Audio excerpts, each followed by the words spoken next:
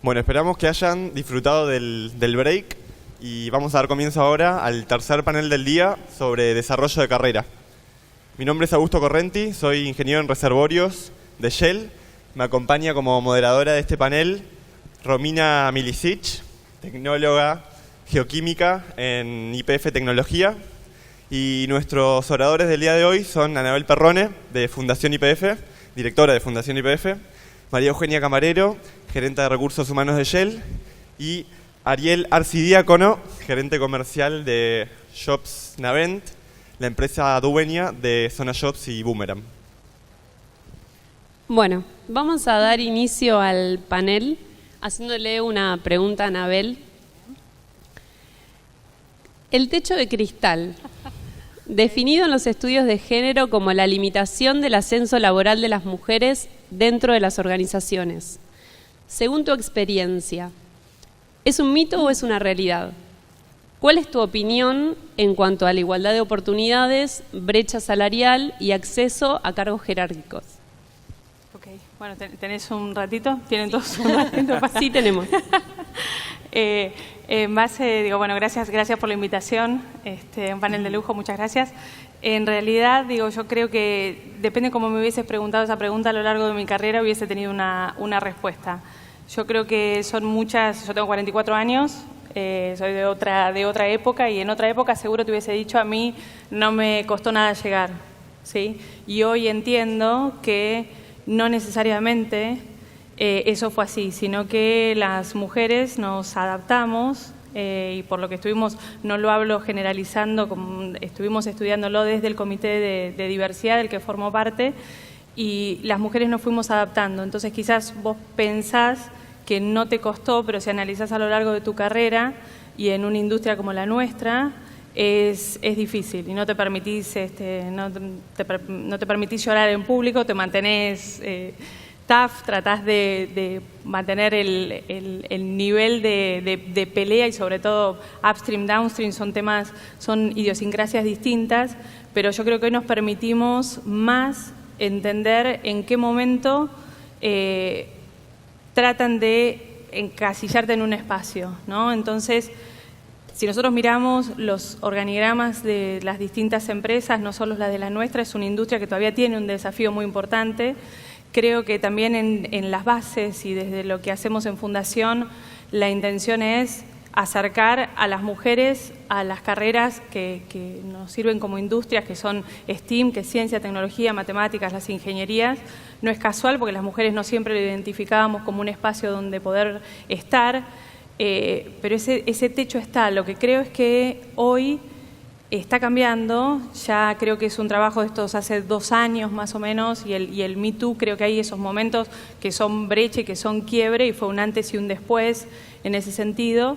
Y como se habla hoy de sustentabilidad, se habla de clima, se habla de diversidad ahora y no se vuelve atrás, son pasos que van hacia adelante. Pero yo creo que las mujeres y las que tenemos un lugar dentro de una industria, en cualquier industria, en una compañía, tenemos que ayudar a las más jóvenes a que esa carrera no sea necesariamente o tan dura o tan adaptada, ¿no? O sea, por eso creo que hay que mirar muy bien y todo el team de Recursos Humanos de YPF trabaja en esa línea para tratar de que las mujeres se sientan acompañadas. Pero en mí, en lo personal, yo hace unos años te decía, no me costó nada, me costó un montón.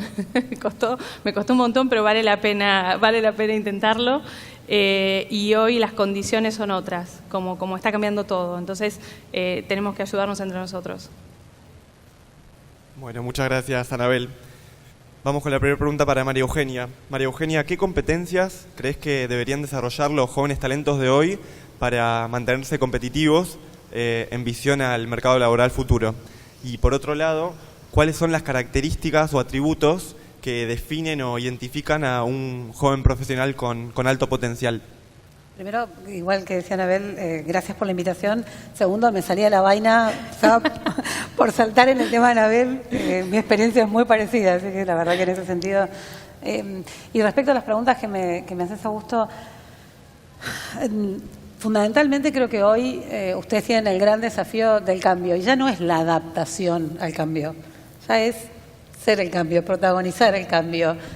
Y aparte creo que el gran desafío que tienen ustedes es subir a los demás al cambio. Ese, digamos, si querés en un punto una visión, si querés un poco más personal, yo veo muchas veces a los jóvenes talentosos empujando, creando ese cambio, y los demás que nos cuesta subirnos, si querés, a esa velocidad, vamos atrás, y eso no termina siendo funcional en las organizaciones. Entonces creo que el gran desafío que ustedes tienen es ese, seguir protagonizando el cambio, seguir desafiando el status quo y tener un poquito más de fuerza, si querés, para subir a los demás también a ese cambio. Cuando hablamos de potencial, en Shell en particular, nosotros a nivel global, no solamente en Argentina, dimensionamos o medimos el potencial básicamente en 3 competencias, que son capacidad, capacity, achievement, y lo digo en inglés porque achievement por ahí es una palabra difícil de traducir, pero está relacionada con el logro, digamos, con lograr resultados, y finalmente relationship, que tiene que ver con las relaciones. Pero ¿por qué son importantes estas competencias? Cuando hablamos de capacidad, y esto es internamente en Shell y creo que para afuera también difícil de medir, no hablamos de capacidad intelectual, del típico coeficiente intelectual. Hablamos de la capacidad muchas veces de entender, hoy la información disponible es tanta y es tan compleja y nos manejamos en ámbitos tan complejos que identificar la información realmente importante, poderla combinar, poderla diseñar de alguna manera y tomar decisiones en ese ámbito es lo que nosotros vemos hoy o podemos definir hoy como capacidad. En lo que tiene que ver con la palabra que les mencionaba antes, achievement o la posibilidad de generar logros, básicamente nosotros lo que miramos es la capacidad de las personas de plantearse objetivos de corto, mediano y largo plazo. Hablábamos antes a veces de lo difícil que puede resultar para ustedes, para la gente más joven, pensar en el largo plazo por la inmediatez que tenemos hoy en la vida diaria. Pero eso es lo que nosotros miramos, la capacidad de generar esos objetivos que aseguren los buenos resultados para la compañía. En lo cualitativo y en lo cuantitativo ya no es suficiente, creo, en las organizaciones de hoy, lograr la meta, el camino y el cómo lo logramos. Y si querés, quiénes quedan en el camino, es algo que las organizaciones hoy miramos un montón.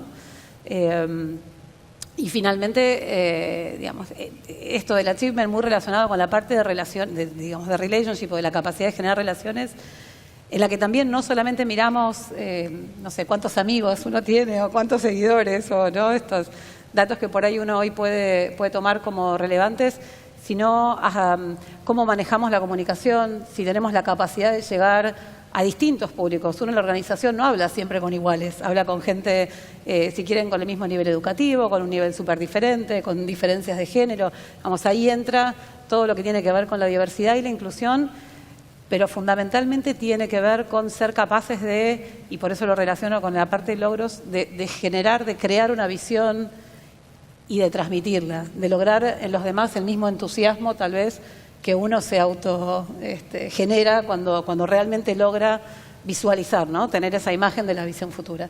Así que un desafío interesante que les planteamos. Challenge accepted. Gracias, Eugenia. Ahora la pregunta es para Ariel.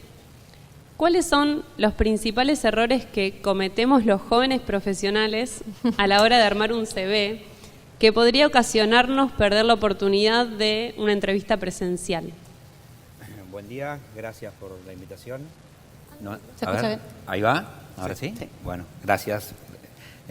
Buen día, gracias por la invitación. A ver, cuando uno arma un CV, lo importante es, tienen que tener en cuenta que es la parte principal para generar una instancia de entrevista. Entonces tiene que ser atractivo primero visualmente.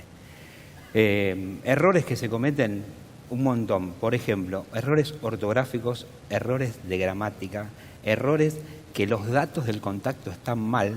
A uno me puede decir, no, pero esperá, yo chequeé los datos, puse los datos. Eso pasa en la diaria. Nosotros tenemos 3 portales en los cuales recibimos un volumen de información diaria que es increíble, postulaciones, y cuando uno hace hincapié o se toma el tiempo de hacer algún muestreo aleatorio, te sorprendes. Los datos del contacto están más, los datos del teléfono, los datos de un referente. A veces hacer un CV extremadamente largo no es atractivo a la persona que recluta, o extremadamente corto. Creo que también hay que separar en lo que son los CV de las personas, de los jóvenes profesionales que están en búsqueda del primer trabajo, donde estaría bueno que primero hagan hincapié en toda su trayectoria académica, pongan sus objetivos, pongan los skills que tienen para ver si las empresas pueden hacer ese matching y están buscando ese tipo de perfiles. Y después, para la gente que está en búsqueda de un empleo, de un nuevo empleo, que ya está en el mercado laboral, me parece que lo más importante es poner la trayectoria cronológicamente, ¿sí? No exagerar en el CV, poner realmente lo que uno hizo, no querer agregar ninguna función adicional. Los reclutadores tienen como un sexto sentido que saben a la perfección cuando lo leen. Hay que poner lo que uno hizo realmente. Otra cosa que nos pasa mucho es que los jóvenes tienen más de un CV, es decir, van armando el CV según la búsqueda. Entonces después, si lo personalizan, se olvidan. Entonces, se ríen, pero esto es real, esto es de la diaria, pasa, ¿no? Entonces, ¿con qué CV apliqué? Me fijo y no tengo la data. A ver, fui con este, fui con aquel. Entonces, está bueno tener un único CV. Está bueno personalizarlo para una búsqueda puntual, pero tener un solo CV. A veces pasa que entre los dos CV, nosotros tenemos acceso a la información y la información es distinta, las fechas no coinciden, la trayectoria. Entonces, tengan en cuenta, eso es realmente importante. Está bueno ponerle creatividad al CV, no exagerar en la creatividad, ¿sí? Hemos encontrado, voy a contar un caso que es muy particular. La otra vez estaba viendo un CV de 4 páginas donde replicaba la foto en las 4 páginas. La verdad que, bueno, vos que estás en eso, no sé si alguna vez lo viste, pero a mí me sorprendió, No, eso no. me llamó la atención, ¿sí? Y no está bueno poner los logros también en el CV. Está bueno que seamos específicos, que no volemos, lo justo y necesario. Después tenemos siempre la etapa de la entrevista personal, que es donde uno ahí se puede explayar mucho más y puede contar un poquito más. Está bueno poner los hobbies también, está bueno saber qué hacemos en nuestras vidas, qué hacemos después del horario laboral. Bueno, muchas gracias. No, por favor. Volvemos con Anabel. Anabel, en base a tu experiencia en Fundación YPF, ¿qué recomendaciones le harías a un joven profesional técnico, un geólogo, un ingeniero, un economista, que quiere, en paralelo a su formación técnica, desarrollar habilidades o competencias, proyectando el día de mañana ser el líder de un equipo?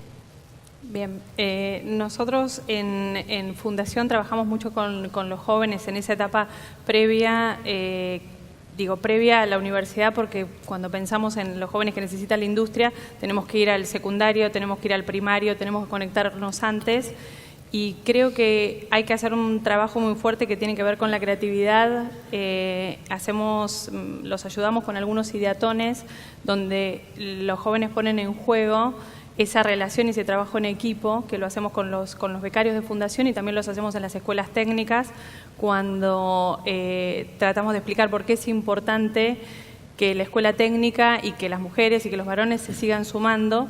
Y hacemos ideatones en donde tratamos de conectar los temas sociales y las problemáticas locales con tu carrera y con lo que vos estás haciendo en el momento.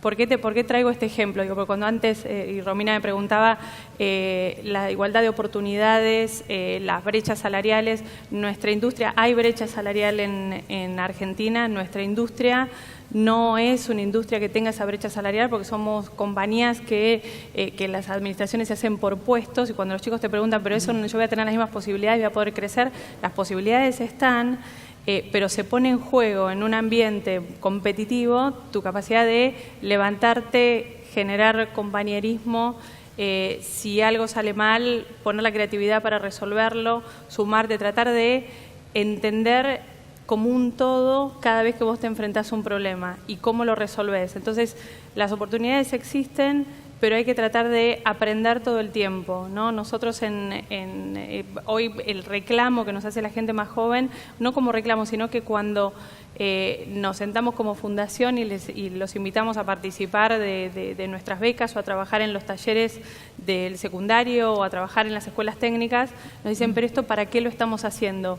Hay un para qué que hay que resolver. Entonces vos decís, si hoy el líder del futuro tiene una relación entre, como si fuese un ciclo entre lo social, lo económico, su compromiso y cómo todo eso cierra cuando vos estás trabajando, y ese para qué hay que entenderlo. Entonces, si empezamos en edad temprana a permitirnos jugar creativamente, armando, creando equipos, resolviendo problemas con lo que aporta tu conocimiento, te vas preparando para un futuro que tampoco lo conocemos del todo, cómo va a ser. Y vos decís, es mi carrera, es la especialización, es algo genérico.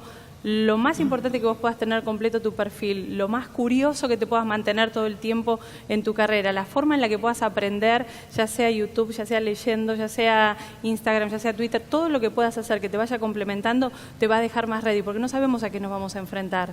Y hablamos, y antes en otra época hablábamos habilidades más duras, habilidades más blandas, todas son habilidades. No sabemos cuál vamos a necesitar. Tenemos que estar preparados para manejarnos como un todo y tener una mirada de conjunto. Nosotros lo ponemos mucho en juego cuando nos sentamos en los talleres de primaria, cuando nos sentamos en los talleres de secundaria, en las escuelas técnicas, con los becarios. Tratamos de decir, tenés tu especialidad, tenés lo que te gusta, sabés lo que querés hacer, pero ¿cómo lo querés hacer? No da lo mismo que vos digas cómo lo querés hacer y cómo te comportás con un equipo, cómo te comportás con tus compañeros, qué tan abiertos sos a distintas ideas. Yo creo que en el panel anterior se hablaba pensar fuera de la caja. Pensar fuera de la caja trae muchas oportunidades, pero a veces pensar dentro de la caja, cuando vos decís, esto es todo lo que tengo, ¿cómo hago para generar algo nuevo? Porque esto es todo lo que tengo, también te empuja a desarrollar cosas nuevas. Entonces creo que lo tenemos que mirar como un sistema, y todos nosotros nos tenemos que mirar como un sistema integrado, y de qué manera nos permitimos estar en un espacio en el que compitamos sanamente desde lo que sabemos y cómo queremos compartirlo. Entonces creo que es una mirada muy holística de las personas, o por lo menos desde Fundación eso tratamos de hacer a lo largo de la carrera de los chicos y hasta que se reciben. Y los acompañamos, a los becarios de Fundación los acompañamos a lo largo de toda su carrera. Pero es un tema de pensar que las oportunidades van a estar y de qué forma vos te preparás mejor. Y si encima todo el mundo y la relación del trabajo y las personas y las empresas está cambiando, estar abierto a que las cosas pasen, pero que vos siempre puedas contar con la mejor versión tuya para estar abierto a lo que sea que suceda. Muchas gracias, Anabel. Eugenia, ¿cuáles son las herramientas con las que cuentan las empresas a la hora de retener talentos y evitar la migración a otras empresas, incluyendo también los casos de renuncia para la realización de proyectos personales? Bueno, hay un punto, hay límites, digamos. Uno no puede retener a alguien que no se quiere quedar. Eso es el primer aprendizaje que uno, teniendo, si querés, la multinacional atrás y las herramientas, si querés, más duras, que tienen que ver, no sé, con los bonos de retención y todas esas cosas, existen en las organizaciones. En mi experiencia, en realidad no sirven. O sea, están ahí, son útiles, para algún caso pueden servir, pero todos sabemos que si vos todos los días llegás a trabajar y no querés estar donde estás, a la larga no hay dinero, no hay promesa, no hay nada que te retenga. Y si te quedás, yo siempre digo, creo que es el peor de los escenarios, es tener un grillete en un escritorio. O sea, la verdad es que no es lo que queremos. Nosotros trabajamos mucho con los líderes en las organizaciones. Creo que diría 80% de la experiencia de un empleado en su trabajo tiene que ver con la propuesta, el desafío que uno encuentra todos los días cuando va a trabajar. Y en ese sentido creo que los líderes tienen un rol súper importante. Y si volvemos a pensar en el potencial, bueno, desarrollar eso, la atención al detalle, el saber qué es lo que el otro necesita, es todo importante y son cosas que queremos desarrollar. Nosotros todos los años tenemos un proceso de gestión de establecimiento de objetivos para el desarrollo del empleado de ese mismo año y una discusión, digamos, con sus líderes que tiene que ver con el desarrollo de carrera, que también deben renovar todos los años. Y esto creo que es el gran desafío, ¿no? Ponerse uno la mochila y la obligación de, bueno, mi desarrollo va para allá y esto es lo que yo quiero hacer. Después él tiene, tanto en lo local como en lo internacional, proyectos que tienen que ver justamente con esto de sentir que uno hace un poquito más que lograr que un accionista haga dinero, digamos. Él tiene, por supuesto, en Argentina algunos proyectos de voluntariado corporativo, etcétera, y a nivel global hay un proyecto que se llama Project Better World, que es un proyecto al que uno puede postularse y tiene un proceso de selección bastante pesado, porque requiere que cuando vos volvés a Argentina o al país, digamos, del que surgiste, puedas aprovechar esa experiencia y multiplicarla.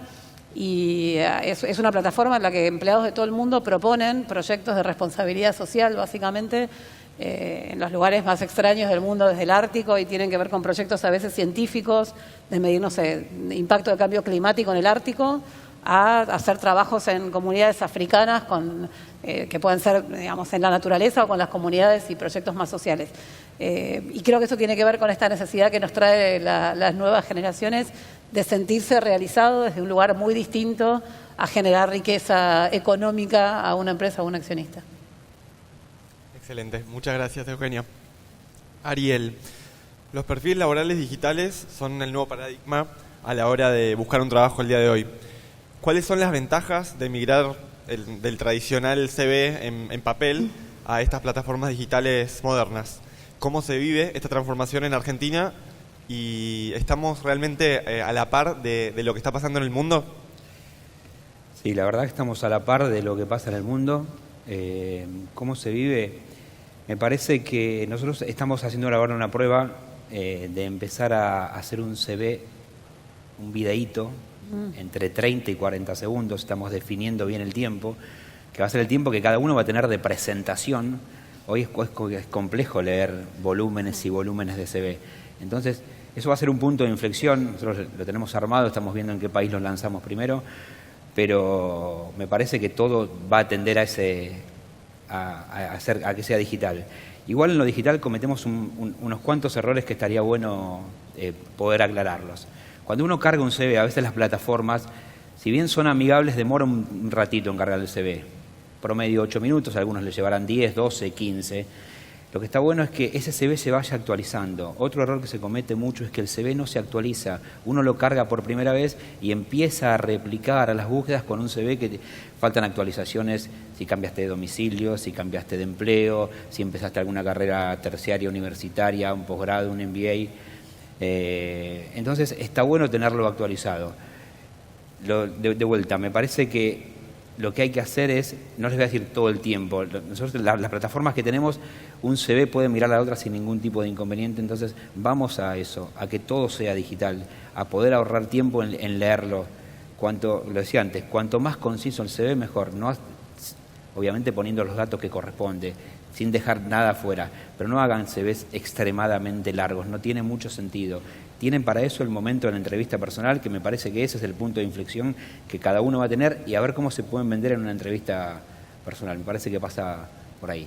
Y acuérdense de poner siempre, lo dije antes, lo quiero repetir y recalcar, no todo pasa por lo laboral, poner los hobbies está bueno, poner los logros está bueno también, y poner los skills que ustedes tienen, dónde quieren ir, lo que hablábamos el otro día, hace un ratito. Los objetivos que tienen de corto, de mediano y de largo plazo. Yo sé que hay una inmediatez porque todo lo quiero resolver ahora, pero está bueno. Yo sé que el mundo, como decían, a ver, cambia y migra, y tal vez, y yo que trabajo en una compañía, una .com, que es extremadamente versátil, donde hoy tenemos definido un producto o algo y mañana tal vez le hicimos una modificación y cambia diametralmente.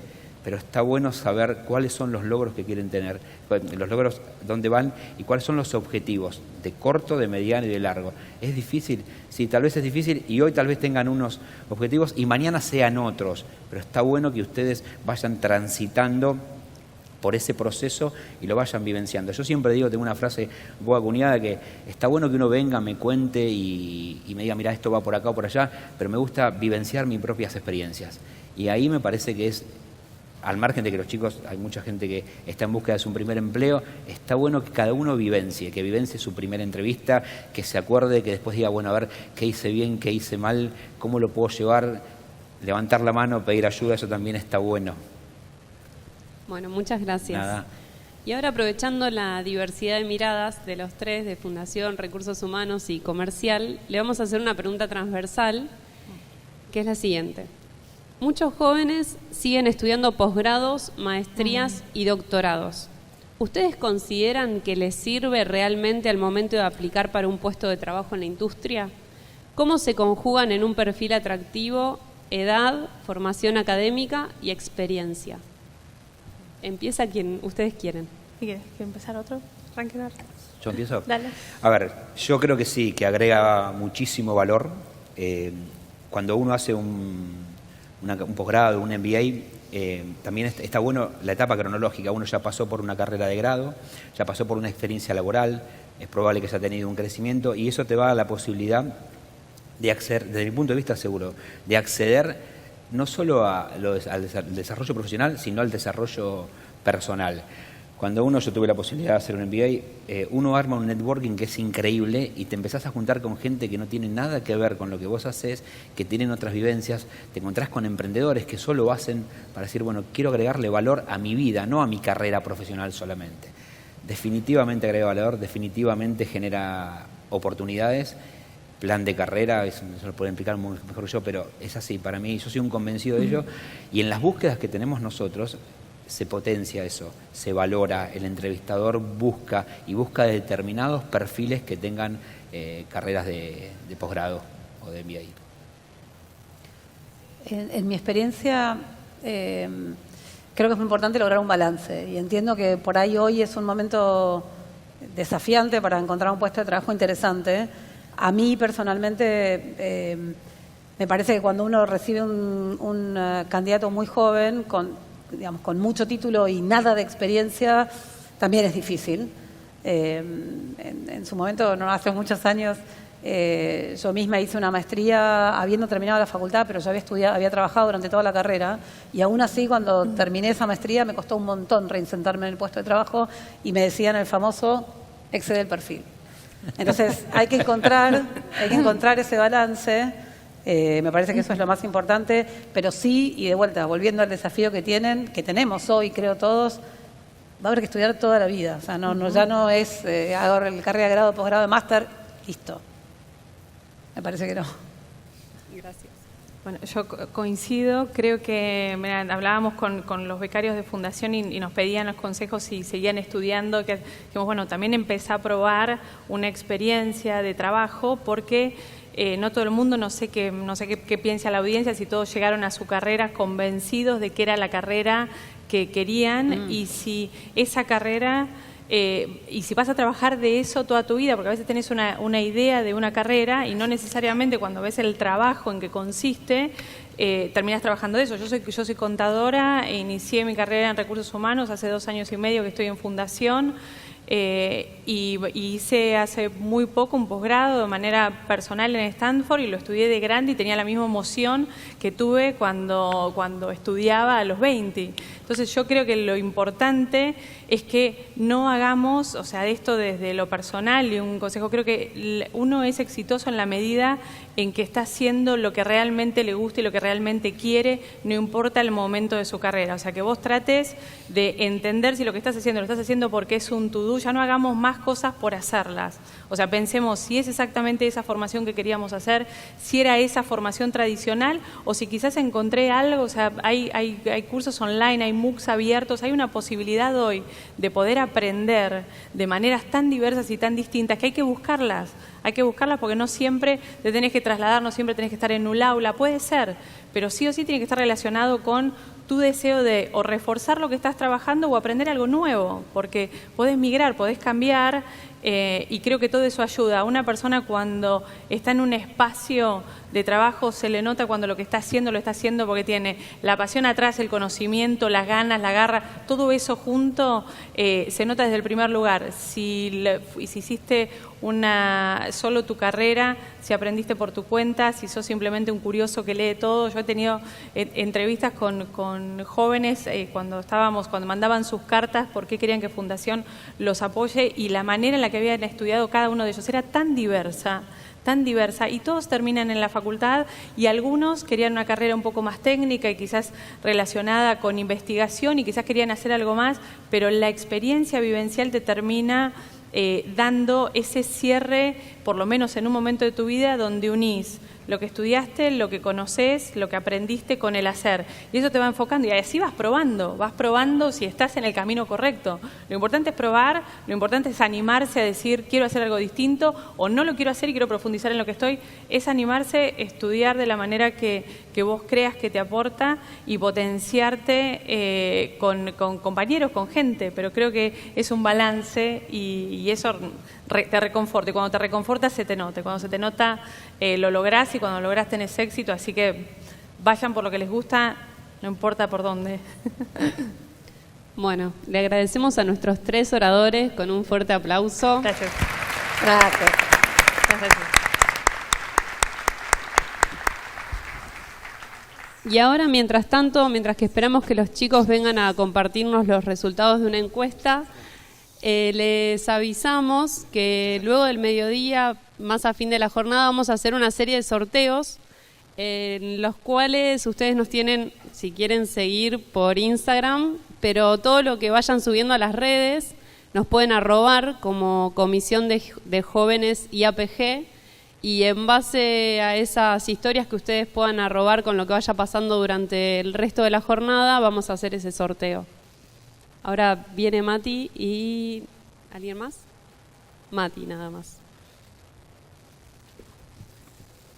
Gracias. Muy bien, muy bien. Bueno, no sé si se escucha bien, sí.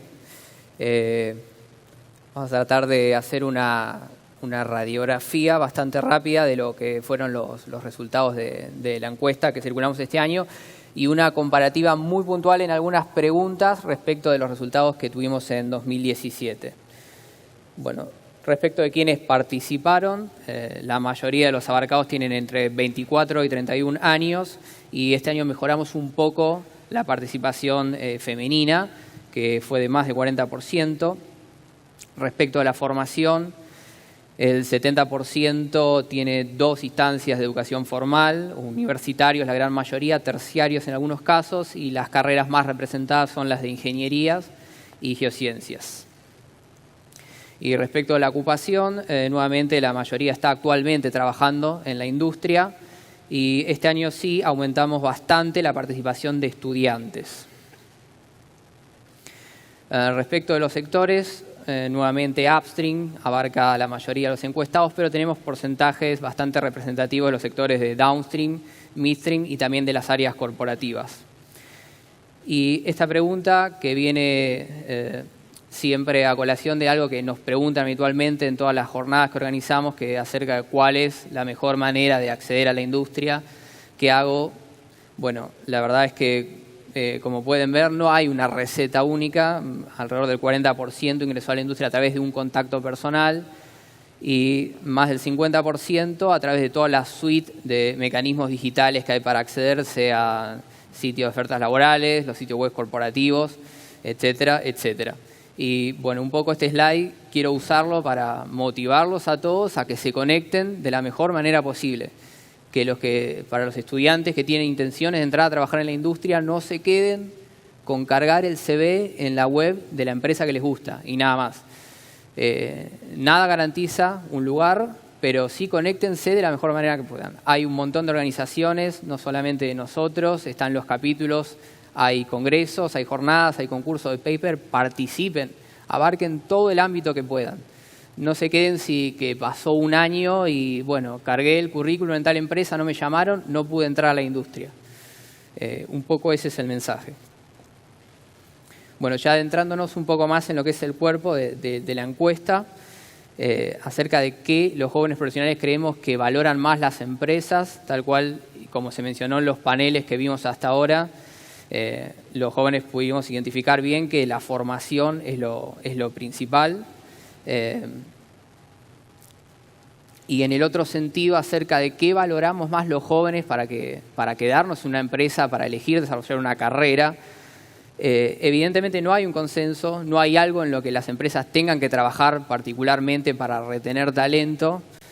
Salió muy disperso, con algún porcentaje más lo que tiene que ver con balance entre vida profesional y personal, o el hecho de trabajar en campo o en yacimientos, pero sí, por el contrario, hay dos factores que tuvieron una muy, pero muy baja frecuencia de respuesta, que es lo que tiene que ver con remuneración y beneficios, pero que todos estén seguros de lo que contestaron, y lo que tiene que ver con diversidad e inclusión cultural, que es un aspecto en el que también se está trabajando muy fuerte y sin embargo fue muy poco valorado. Y acerca de en qué área particularmente a los jóvenes profesionales y estudiantes les gustaría desarrollar una carrera, coincidentemente con el 2017, 1 de cada 4 encuestados quisiera trabajar en exploración. Yo trabajo en exploración, así que me pone contento que haya salido de esta forma. Y ya un poco en cuanto a la percepción de cuál es la salud que ven la industria, los jóvenes profesionales, la verdad que la imagen es mucho más positiva que lo que tuvimos en 2017. Por supuesto, hay una cuestión coyuntural que siempre está presente al momento de dar este tipo de respuestas, pero alrededor del 90% considera que es una buena industria para elegir para desarrollar una carrera, no solo para trabajar en los próximos años, sino para hacer una carrera completa. También más del 90% considera que es una fuente importante de generación de empleos y más del 90% que es importante para el desarrollo del país todo, más allá de la industria particularmente.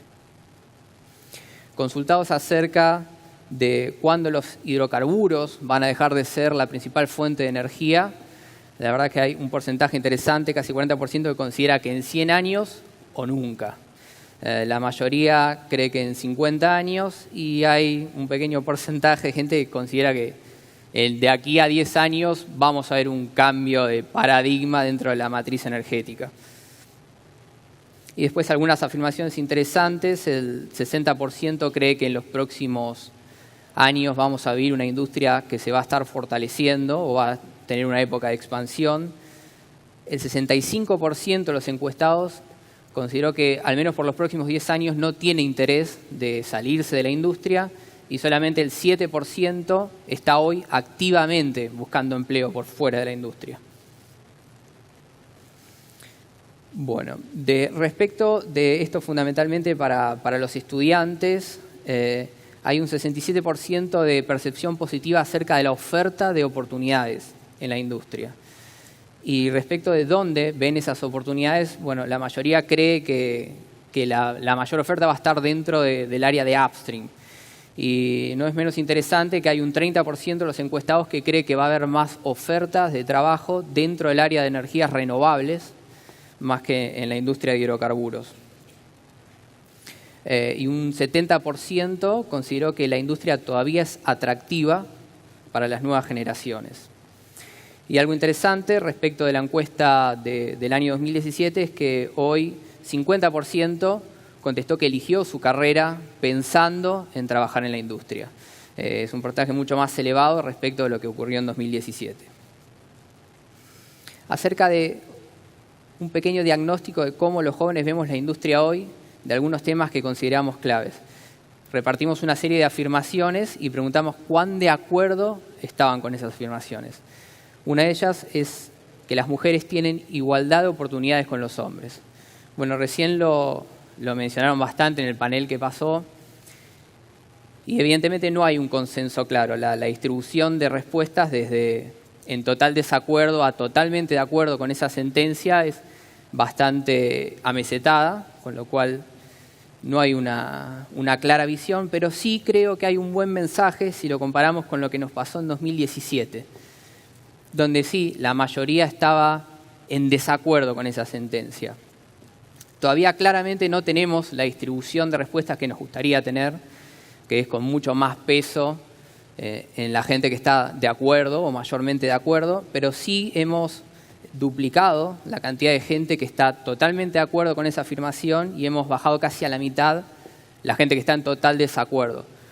Con lo cual el trabajo que mencionaba recién en el panel que pasó, que la industria está haciendo en pos de este sentido, al menos en las respuestas de la encuesta se ve reflejado. Se está moviendo en el sentido que queremos. Y otra cuestión importante, que es el tema del medio ambiente. al menos un 40% considera que la industria es un operador seguro. Y el dato interesante también es que hay casi un 40% de los encuestados que en un tema tan importante como es el impacto ambiental para una industria extractiva, no consideró tener la información suficiente como para poder emitir un juicio al respecto. Y otros dos aspectos, todavía hay una percepción mayormente positiva acerca de que la industria es innovadora con respecto a otras en las que pudiera trabajar, y todavía mayormente la gente recibe un feedback positivo cuando dice que trabaja en la industria del petróleo y el gas. Una pregunta particular acerca de qué los jóvenes y estudiantes creen que debería hacer la industria para mejorar su interrelación con la universidad. Si bien no hay un factor claro, hay una conclusión primaria que podemos hacer, y es que los jóvenes o estudiantes no quieren que la empresa vaya a la universidad, sino al revés. Los estudiantes quieren ir a la empresa. Los factores que tuvieron más peso fueron los programas de pasantías y las visitas a empresas o yacimientos. Y algo interesante es que a pesar de que aumentamos muy sensiblemente el número de estudiantes que contestaron la encuesta, los programas de becas de estudio o de charlas en las universidades tuvieron muy bajos porcentajes. Bueno, después propusimos un juego acerca de que si fuéramos CEOs de una compañía de energía, ¿dónde invertiríamos principalmente nuestro capital en un proyecto energético? Y claramente la respuesta que tuvo mayor peso fueron los proyectos de oil and gas no convencionales, y en segundo lugar estuvieron los proyectos de litio, que si bien está claro que no es una fuente de generación de energía, son proyectos que asociamos a las energías renovables. Si agrupamos, por un lado los proyectos de hidrocarburos y por otro lado los de energías renovables, tenemos un 52% de personas que eligieron proyectos de hidrocarburos. Y respecto de qué clase de motor pensamos que van a impulsar el parque automotor de aquí a unos 10 años, la mayoría considera que va a ser motores híbridos, motores a nafta, tuvo un alto porcentaje también, y hay un 11% de personas que considera que de vuelta vamos a tener un cambio de paradigma muy importante de aquí a 10 años, y los autos van a ser fundamentalmente eléctricos. Y como conclusión general, preguntamos cómo creían los jóvenes y estudiantes que el desarrollo de energías alternativas va a afectar a nuestra industria. Y la verdad es que solo un 3% considera que va a impactar negativamente. La mayoría, más del 60%, cree que va a tener un impacto positivo, que es el desarrollo de energías alternativas nos va a ayudar a fijar estándares de calidad más altos y sobre todo de sustentabilidad.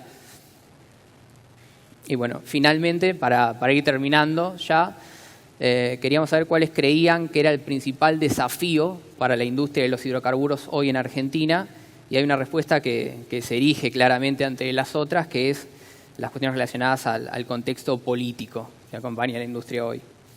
En 2017, la respuesta que tuvo mayor peso fue lo relacionado a precios del hidrocarburo, que esta vez tuvieron un bajo porcentaje. Y específicamente hablando de Vaca Muerta, los factores que consideramos que van a tener mayor impacto para los proyectos de desarrollo nuevamente está presente las cuestiones que tienen que ver con el Estado y las regulaciones impositivas, y se mantiene lo referido a los grandes capitales de inversión que requieren los proyectos de desarrollo de shale. Esa había sido la respuesta con mayor frecuencia en 2017. Lo referido a regulaciones estatales se duplicó en porcentaje. Así que, bueno, muchas gracias otra vez a todos los que contestaron la encuesta.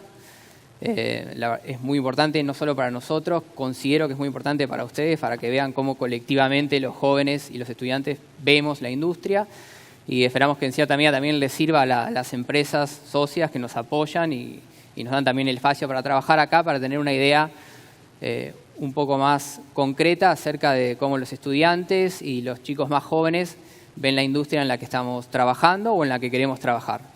Así que, bueno, vamos a hacer ahora un break para almorzar. Les pido que no sea más de 1 hora. Y cuando volvemos, seguimos con el panel de innovación y tecnología, transformación digital. Muchas gracias.